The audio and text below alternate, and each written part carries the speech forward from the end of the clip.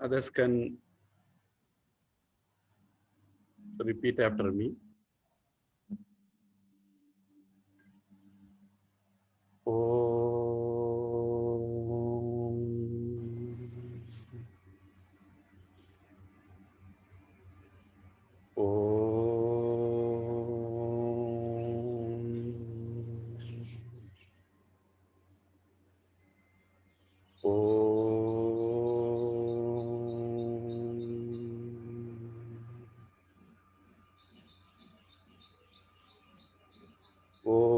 Agajanana Padmarkam Gajananam Aharnisham Anekadantam Bhaktanam Ekadantam Upasmahe Saraswati Namastubhyam Varade Kamarupini Vidyarambham Karishyami Siddhir Bhavatu Me Sada Gurur Brahma Gurur Vishnu Gurur Devo Maheshwaraha Guru Sakshat Param Brahma Tasmai Shri Gurave Namaha. Hari Om. Should I start, Swaminiji? Yes. Namaskar, Hari Om to everyone. It is a great privilege for me to have the opportunity to introduce Swami Vedanishtananda Saraswati. He is my Guru Bhai, and also, in spite in age, he's younger, much younger than me, but I consider him as a senior Guru Bhai because due to his knowledge, not only spiritual knowledge, but very practical knowledge. He has a great knowledge of computers, and he also, not only computers, he's a person that has a very vast understanding, not only of the scriptures and the Upanishads and our culture, but also the, what we need in the world, that necessary knowledge we need in order to be able to share this knowledge. We live in a modern world, and we should develop the skill to be able to share that ancient wisdom of the Vedas according to the modern times. And he has developed this kind of a skill. I know him since 2003. I had the privilege to be with him in the 3-year course conducted by Puja Swami Dayananji in Rishikesh. And from the very beginning, he joined a little bit late. From the very beginning, that after he has joined, he shined as a very sincere sadhak, a very dedicated, very hardworking. He has a background. He started his spiritual journey with the Ramakrishna mission. Therefore, he had a background of the Ramakrishna mission of discipline, seva, and sincerity. And all due to these qualities, he always shined during our course. He also was selected by our Acharyaji to attend personally to Puja Swamiji. And it happens that like one day I asked Swamiji to Vedanishtananji, okay, how it happened that you have had the opportunity to save that great Mahatma, Mahapurusha?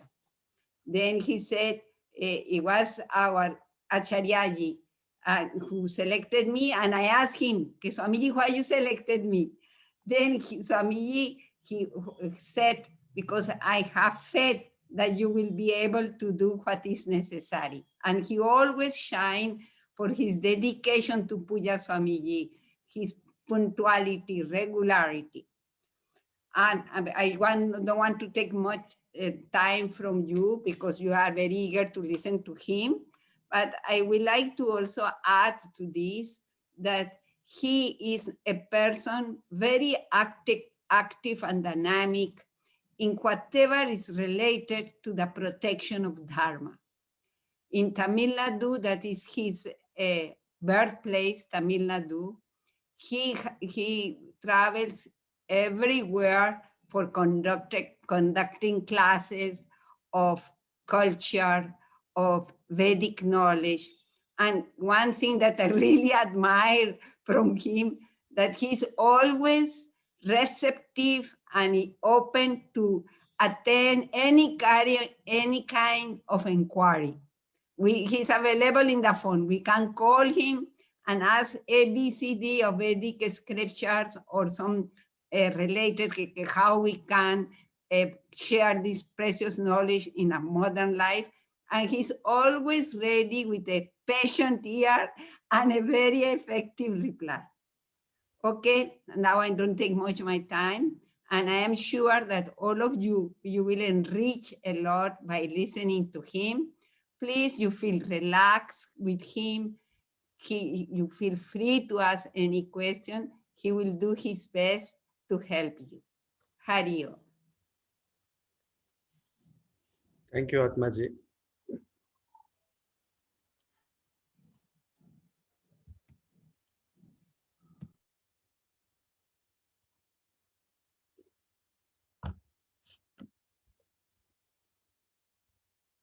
So we started with Omkara. Om is considered very sacred in Hindu Dharma because we consider the essence of Veda is Gayatri. Gayatri Mantra we say, otherwise known as Savitri Mantra too. The essence of Gayatri Mantra is Omkara. Omkara is otherwise known as Pranava. Generally, we chant Om. Om. O has 2 matras. That means it takes 2 seconds to pronounce.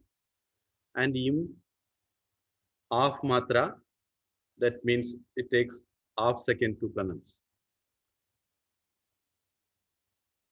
Phonetically, it consists of A, U, Im. So there are people who pronounce Aum, but that's not warranted. We can say Om itself. Phonetically, A, U are included in O itself. So some consider A is meant for Brahma, O, U is meant for Vishnu, and Im is meant for Rudra. So creation, generally people say, though it is not a right word, we can say projection and protection, and destruction, people say, it may not be the right word. So we can say dissolution. So these 3 things are done by God. So all the 3 gods who represents these actions are included in Om. This Om has a writing form also. It differs to languages.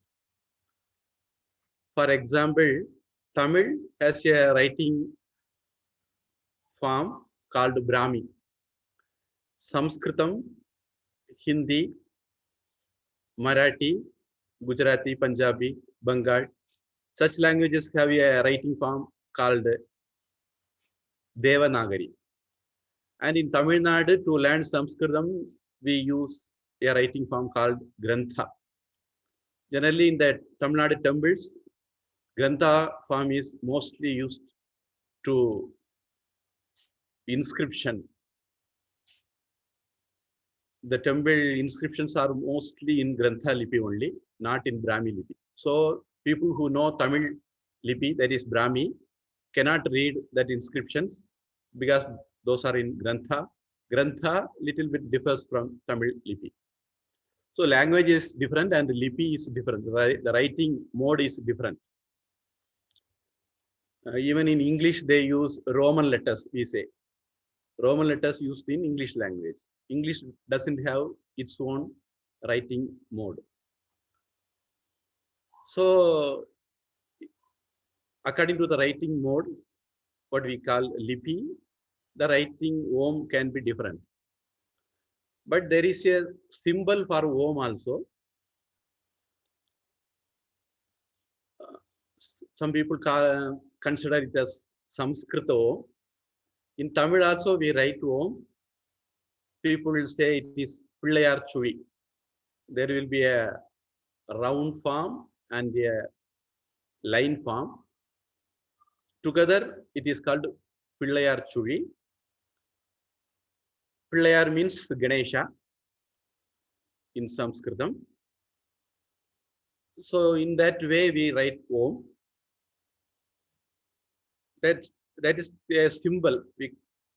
Pillayar Chuvi is a symbol for Om.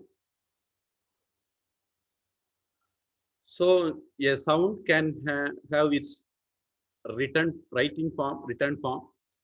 For example, in English, A we say, and we have a writing form, B, C, D. Everything has its own writing form. In that way, Om has a writing form, we can say. And Om is represented by Pillayar or Ganesha. So you can see in some Ganesha pictures, the Om itself is converted into Ganesha's form. There are pictures like that. So Pranava or Omkara is if it takes a human form, then it is Ganesha. So Ganesha has elephant head, 5 hands, a big tummy, big ears. So such form is called Ganesha.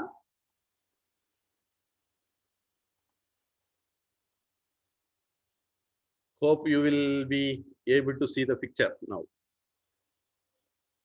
So in that Ganesha picture, 4 hands are like human hands, and one hand represents Angusha, another one Pasha, and one Varada Mudra, that is like blessing. This is called Varada, and left hand they show like this, that is called Abhaya. So all these things have its own significances,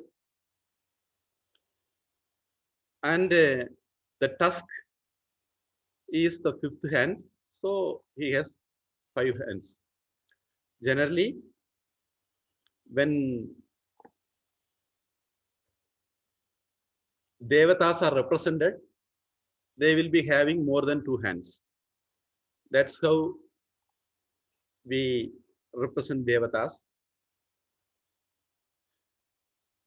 I was little bit reluctant to take class in English because there are something which cannot be expressed in English. There is a book written by Raju Malhotra titled Sanskrit Non-Translatables. So in that book, he shows how shallowly they have translated some Sanskrit words, and they have given wrong meanings, wrong notions. So there is a difficulty in that. So still, I will try my best.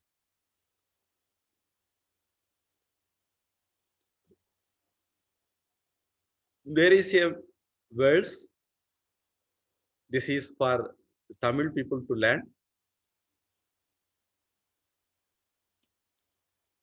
As I was asked to tell some Nayanma stories also. Generally, I would like to present you what is Vaidika Dharma, that is Hinduism.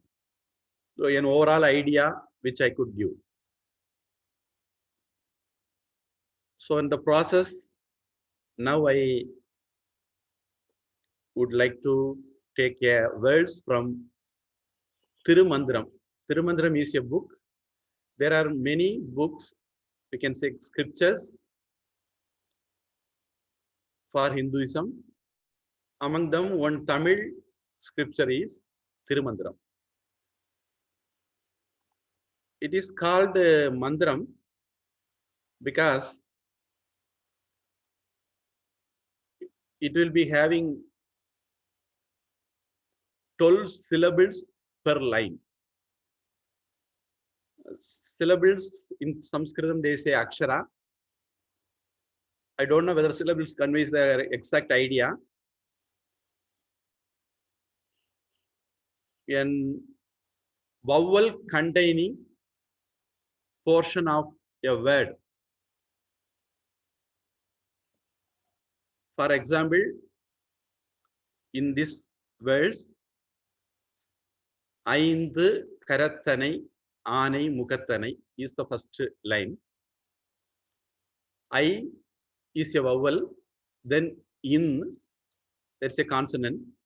So that consists one syllable. Then tu, it is a compound consonant. Then ka, ra, it. Then tha, nai, 6. A, nai, mu, ka, it, tha, nai, 6. So generally Tamil doesn't follow this type of construction in words. Tamil has its own way of constructing, writing verses. For example, Tirukural, we say, Iyarchir Vendalai, if or it consists of that style of writing, then it is Kural. Then there is Asiriyappa, Kalipa, Vanchippa. There are many writing styles in Tamil. There we don't count the syllables. We have a different style of counting.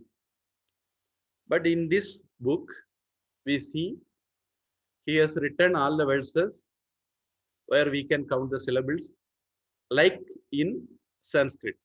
In Sanskrit, if you know Gita slokas, we count by syllables. Gita sloka is Anushtup meter, we say. In Anushtup meter, we have 8, totally 16 syllables per line. Then second line 16, then 32 syllables.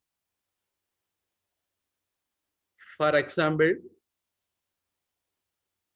Karmanyeva adhikaraste, Kar, Man, Ye, Va, Dhi, Ka, Raste. So 8 syllables. Another portion contains 8, totally 16 per line. In Sanskritam, we totally count by this only. So Gayatri means it is a Chandas, then Ushnik, Anushtup, Trishtup, Brigati, Pankti. Like that, there are Chandasas. We say words forms. The same Sanskrit style is applied in this Tirumandram. Tirumandram comes under a head Panniru Tirumuregal. That is 12 scriptures, particularly belong to Shaiva tradition on Shiva. This is the 10th book among the 12 books. In this book, he worships Ganesha. Generally in Tamil Nadu or among Tamil people, there is a misconception that Ganesha is not belong to Tamil Nadu. He arrived from somewhere else. But in this Tirumandra, he worships Ganesha. Then there are Tirumula Nayanar wrote this book. That Tirumula Nayanar, they are sets of people called Nayanmar.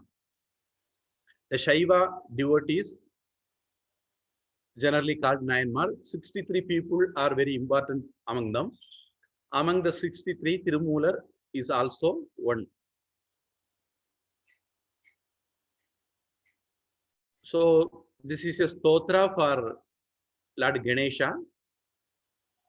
Initially, I thought of taking some stotras, some devotees' life, then some idea about scriptures. So like that, some idea I had initially. Let us see how it proceeds. So now I would like to go into the stotra written by Tirumula Nayanar in Tirumantram. ஐந்து கரத்தனை ஆனை முகத்தனை இந்தின் இளம்பிறை போலும் எயிற்றனை நந்தி மகந்தனை ஞான கொழுந்தினை புந்தியில் வைத்தடி போற்றுகின்றேனே. Here he describes Ganesha's attire. Generally, the Dhyana slokas describes the Lord. It can be considered as a Dhyana sloka for Ganesha. Aindu Karattanai, a person, one who has 5 hands. Aindu means 5, Karam means hand. Aindu Karattanai means one who has 5 hands. There are some Tamil people in the industry of cinema who chant this as Aindu Karattinai.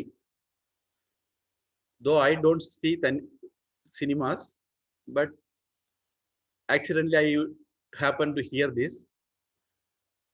Aindu Karattinai is the wrong reading of the words.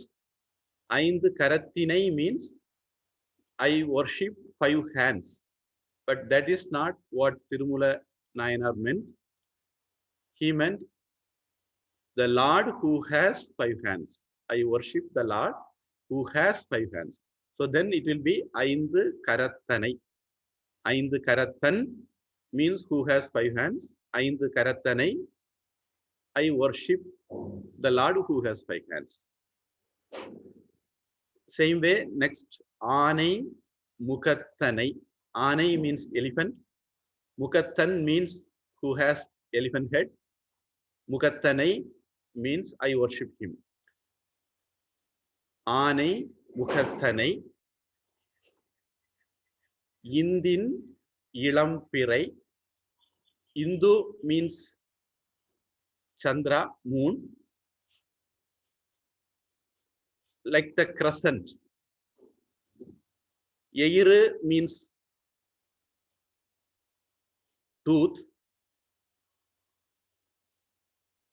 Ganesha has the tusk of elephant.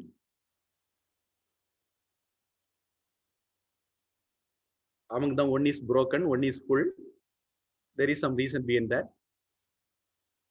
So the tusk generally considered not as a horn, but as a tooth. Scientifically, elephant doesn't have horn, but tooth, extra grown tooth is called tusk. So in Tamil, Yeiru means tooth, so they have used that. But there are some places where they consider it as horn also. But the truth and the right word will be Eiru, tooth only. So Eiru is tooth, Eitan means who has tooth, Eitanai means I worship him who has tooth. Tooth like crescent.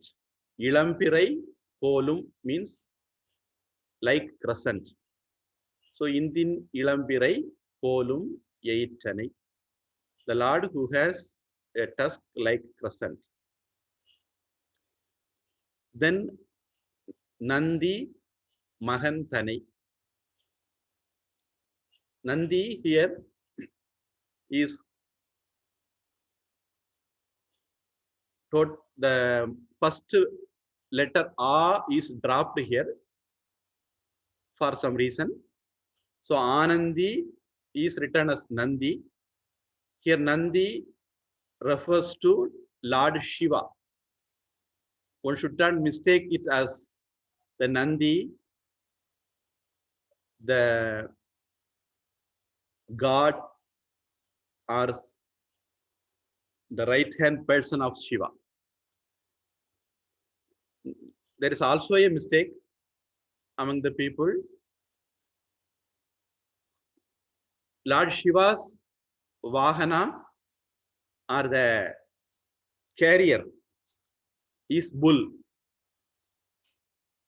Nowadays we call the bull as Nandi, which is wrong. His attender is Nandi. Nandi is a person, not a bull. But here, this Nandi doesn't mean either bull or his attender, but it means Lord Shiva himself. So Nandi Magandane means son of Lord Shiva. Jnana Kolundinai. Kolundu is the flame of fire.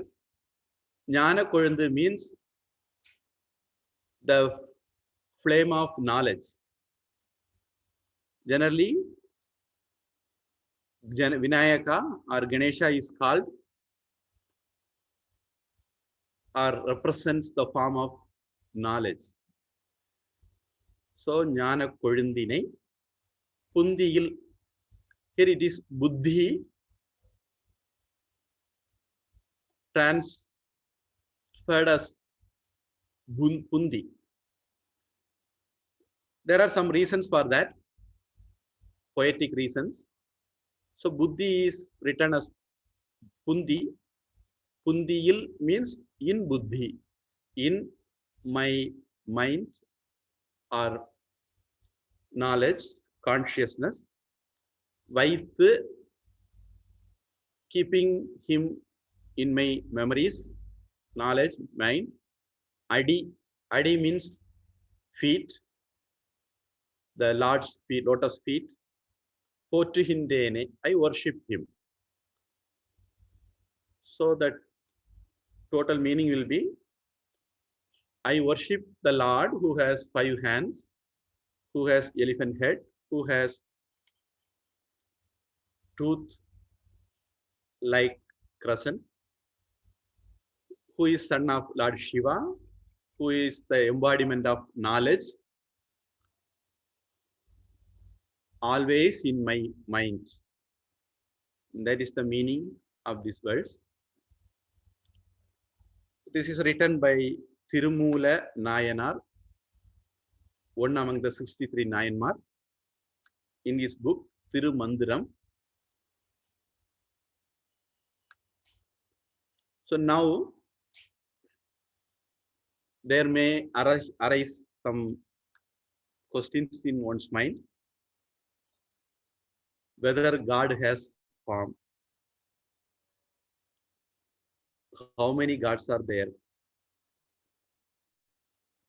Like that, some questions may arise.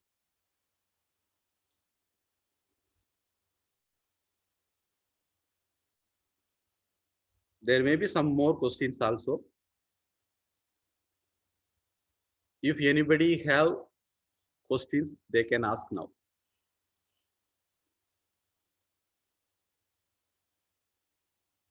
In the coming classes, we will be dealing with such things one by one.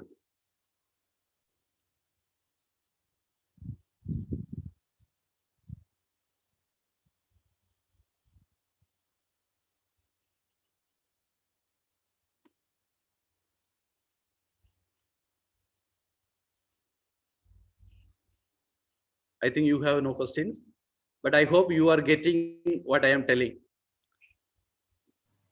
I am able to convey you.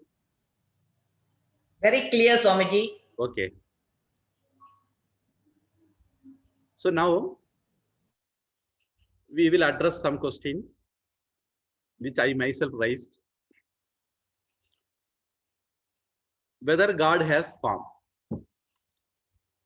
There are people around us who say God doesn't have any form. And they are very much sure about that God doesn't have form. As though they have seen God doesn't have form. Actually, they have never seen God. Still, they claim God doesn't have form.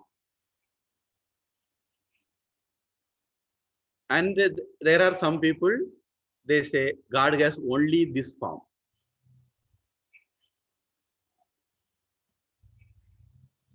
If suppose God doesn't have form, they should not write in their scriptures, God is in the fourth heaven, fourth sky. God is in heaven, he is in the fourth sky, or he is in the seventh sky. Like that, they write in their scriptures. If a God who happened to be in the fourth sky or seventh sky, that means he has some form. Person who has form only can sit in a particular place. I am sitting here, you people are sitting there, because we have forms. Only people who have forms can sit somewhere. He is in the throne in the seventh sky or fourth sky, they claim. So that means their God also have some form which they could not understand. Ramakrishna Paramahamsa gives this analogy. Take water for example. If it, due to devotion, if it takes a form like ice, generally bhakti is considered very cool, so the water becomes cool, then it takes form. So then we say cup ice, cone ice. There are very varieties of ice creams too. So it takes a form where we cool. So due to devotion, God takes a form. Our God is omnipotent, so he is capable of taking form. And if we analyze him intellectually, so to say, then he became formless, like water evaporating. Analyzation through intellect is like boiling the water. So due to the heat of analyzation, God becomes formless. So his Swarupa is formless, but as he is omnipotent, Sarva Shaktiman, he is capable of taking forms according to the desire of his devotees. So meanwhile, he has a form which is like water. It doesn't have, we cannot consider water has a form or it doesn't have a form, because we can see the water but it doesn't have a permanent form. So God has form also. God appears as formless also. God appears as in a medium way also. There is something, but there is no form, like that. We say form rupa. We say formless as arupa. Then that togetherness is called rupa rupa. For example, the Brahman is called formless. Then Brahma, Vishnu, Shivan, Rama, Krishna, Shakti, Kartikeya, Ganesha, all are called formful or gods with form. Then there is Shivalinga, Chalagrama, then the village gods, there are some symbols for them. Such things are called Rupa Rupa. So all the three God can come. God represents all the three. All are gods. That's how we see. That's the truth in the world also. So then comes a question, how many gods?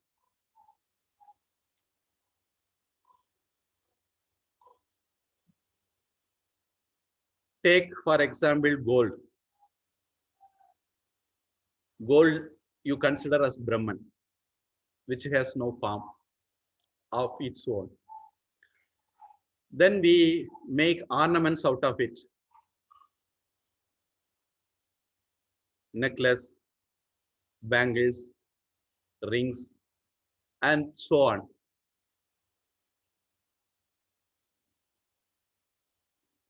Everything is gold only, though it has different forms, different usages, different names, but everything is basically gold only. In that way, though we have different forms, names, all are one God only. Rigveda say, Ekam Sat Vipra Bahudha Vadanti. The truth is one, but people worship in different ways. Like the gold is one, we have many forms of ornaments. So God is one, we worship him in different ways. Still there may be some confusion in our minds. So I give another analogy.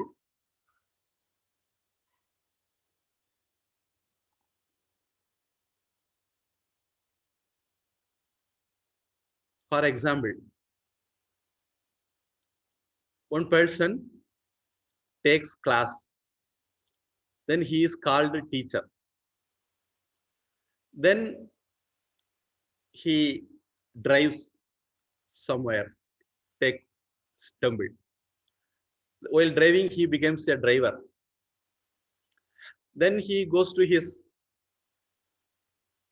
farm and work there. He becomes a farmer. Same person, teacher, driver, farmer, but the person is the same. According to his work, we give him different names. When the God projects, that is to create, then we call him Brahma. When he protects, we call him Vishnu. When he dissolves, we call him Rudra. So in that way, same God, only given different names. The same way, we have some robes, dress today. We wear a different dress tomorrow, day after tomorrow, different dress. Because of the change in costume, we are not different. We are the same. And in childhood, we were different. Young age, we were different. Older age, we are different. But we are the same people. In that way, God is the same and one. Due to his form and name or work he undertakes, he doesn't become many. The same God is given many names. So we have a culture addressing God during puja. We call it Archana. Om Shivaya Namaha. At least 108 names. And there are books having 1,009 names for every Lord. Among them, some are same, many are same in meaning. For example, Parvati is called Vaishnavi, and Lord Vishnu or Narayana is called Vishnu. Vishnu and Vaishnavi meaning the same, and we consider Parvati is younger sister of Vishnu. So Vishnu Vaishnavi denotes the same. And we have different recipes for different people. People who thinks, I am the body, I am this body only. Then we have Rama, Krishna, Kartikeya, Ganesha and things. And we have stories about them. That is called Puranas.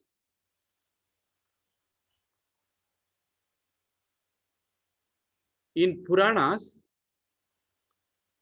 we have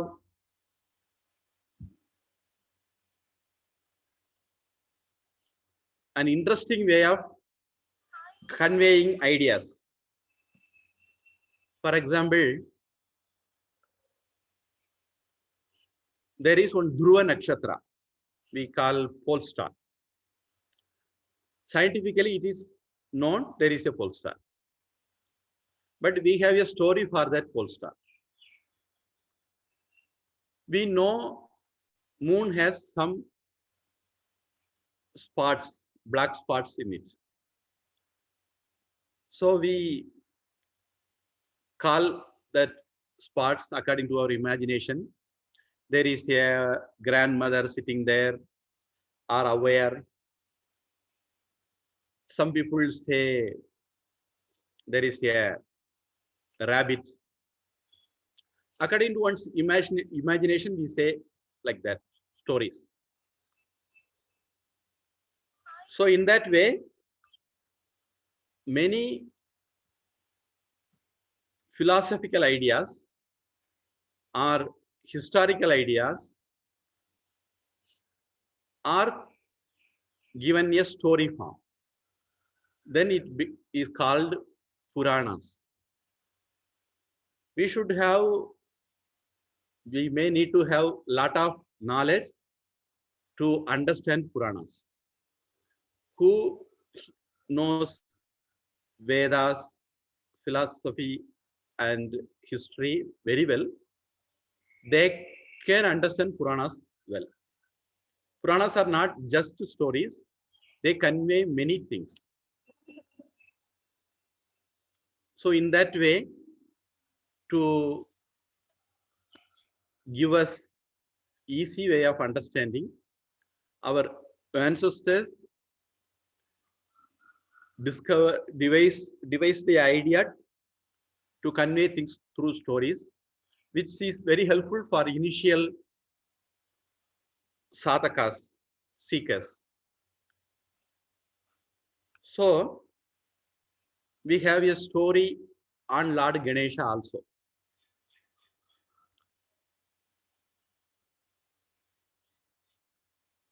It seems Lord Shiva went for tapas, and Lord Parvati was taking bath. So the turmeric which she uses to apply, she made a lump and she gave life to that, and he is called Ganesha. And she told him, you be the security of my door till I take bath. It happened so at that time Lord Shiva returned back to his home. So Ganesha, as his mother told, didn't allow Lord Shiva because he didn't know that that is his father. So he didn't allow Lord Shiva. Then there is a duel between them. And Lord Shiva, as he is very powerful, he cut off his head. And Parvati came to know this. And she prayed Lord Shiva. She wanted the boy alive back. Then Lord Shiva sent his Ganas. Gana means his attendants to all the places. And there is a information in that. He told, who has his head towards the north, you bring that head. Then they found only an elephant having its head at north. So they cut the elephant's head and brought to Shiva, and Shiva placed the head back to Ganesha, and he became alive. From that time onwards, he got this elephant head. Then he gave boons, and every other devas gave boon, and he is given the position of the leader or head of all the Shiva Ganas. So we call him Ganapati or Ganesha and so on. So in this, there is a Brahman. While the creation begins, the Srishti, we can say, Srishti begins, the Purusha and Prakriti works to create the world. Then the Purusha Prakriti is represented here as Lord Shiva and Parvati. Then Lord Ganesha is the first form of Saguna Ishvara, the God who has form. So I said that Omkara represented by Lord Ganesha's form. So he is given the head post. So he became the head of the Ganas, Lord Ganesha. Even now we all do puja for Ganesha first. Then only we do puja for our Ishta Devatas. So then there are so many other stories behind that. So in this we see, generally in Hindu culture, we don't keep our head north and sleep. So we should not keep our head in the north. That idea is conveyed in this Purana. The elephant which kept his head north is cut off. So we can see some ideas like this in every Puranas, behind every stories. So it's our task to find the great ideas behind the Puranas.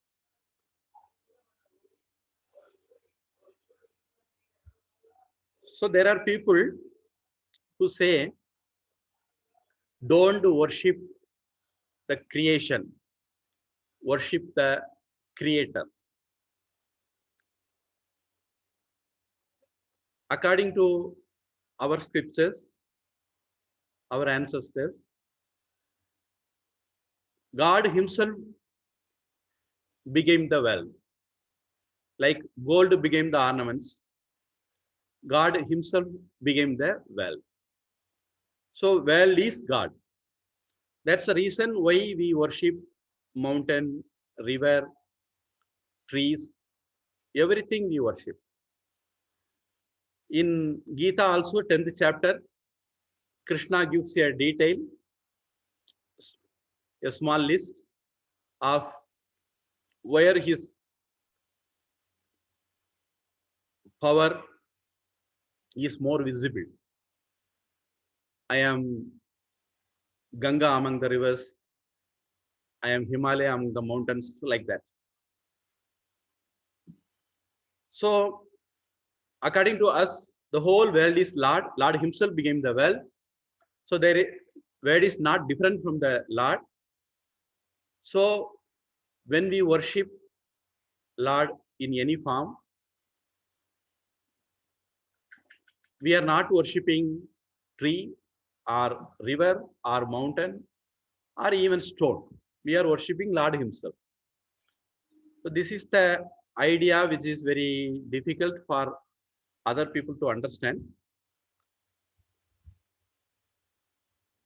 So they claim that worship the creator, not the creation. There is a problem in that. If suppose creator is different from the creation, then we can see the creation is very vast and wide. For example, if I suppose I am the creator, I am sitting now in Coimbatore. There is a Ganesha temple. In the temple, some corner I am sitting. So I am not in the whole temple. I am not in the whole ashram. I am not in the whole Coimbatore. I am not in the Tamil Nadu state. I am not in the India country. I am not in the globe. But for this corner, I am nowhere else. So the creation is very vast and wide. If I am the creator, I am only here, not anywhere else. So creation is very big than the creator. If it is so, the creator cannot be omnipotent, Sarva Shaktiman. And there are many planets. There is a Milky Way.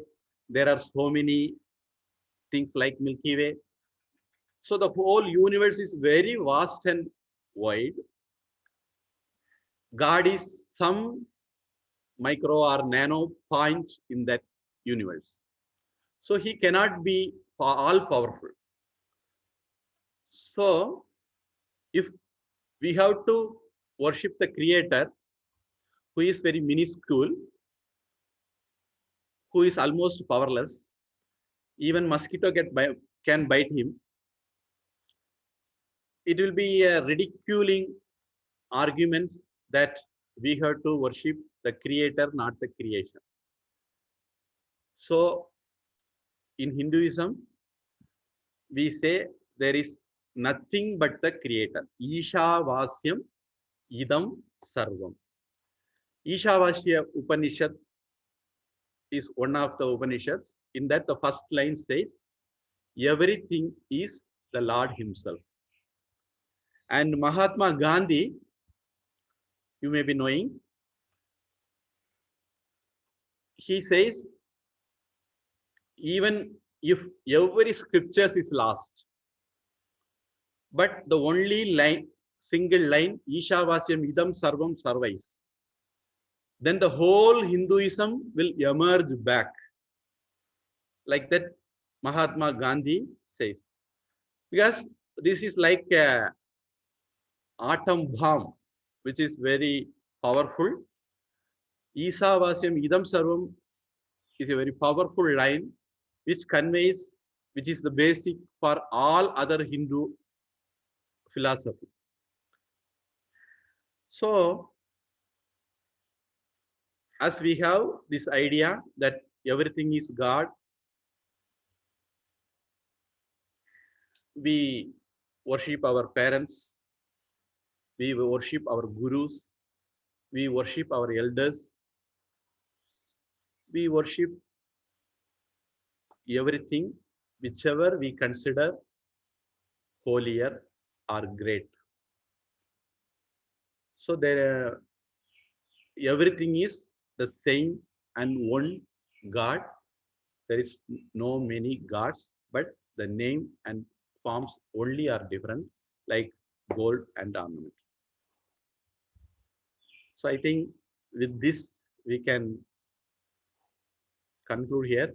If anybody has any questions or any doubts, they can raise.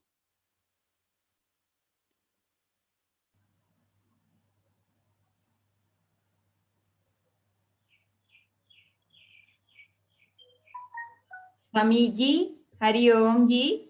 Hari Om. I would like to ask you if you can explain us something that I keep on thinking. Our Puya Swamiji said once, we don't have many gods, we don't have one God, but we have only God. It's something that always makes me to contemplate. Kindly, we like to listen to that is the same idea I was trying to convey.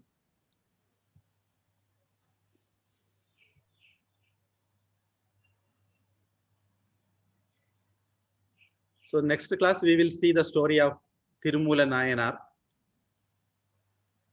one among the 63 Nayanmar.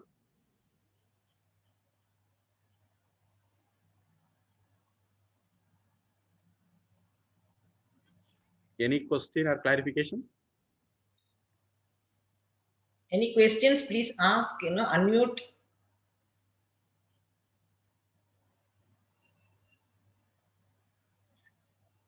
They've perfectly understood what you said. Yeah, they say Nirai Gudam Talumbad. The part which is full will not be asking questions.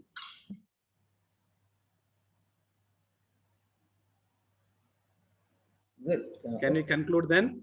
Yes, Swami, it's good. Very good. Only that next week you have to speak in Tamil because some of them really don't understand English. So you have to do both. Hmm. And I do not know if they are present or not, but then if they're not present, then we can normally we can have the English section. But if the others are coming, then if anybody have any difficulties, they can voice out. In the while class is going on itself, they can unmute themselves and tell that, so that we can accordingly change. They need not think they are interrupting me. Is there anybody who didn't get because I conveyed in English?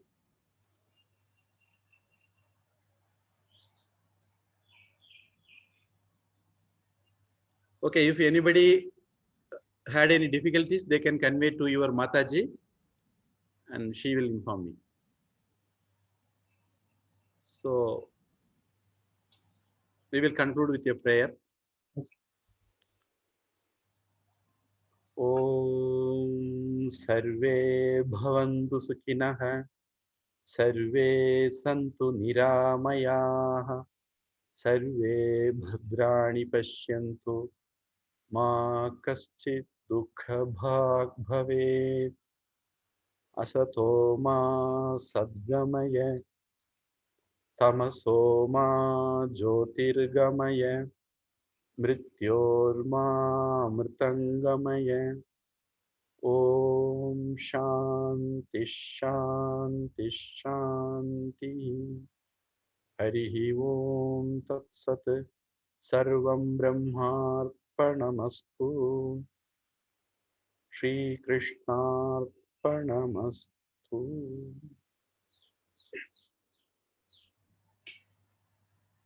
Thank you, Swamiji.